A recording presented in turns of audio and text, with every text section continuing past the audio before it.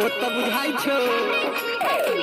छै मस्त जवानी हमर हम छोड़ी छी हंसी अच्छा सन सन छोरा के नहीं करबो रे पसी मत कहो रे तू टेंशन हटा देबो डीजे वाले बाबू मेरा गाना बजा दे ए छोड़ी का डीजे स्टेज पे नचा दे गाना बजा Maithili Sannu Kumar music by Sugam Raja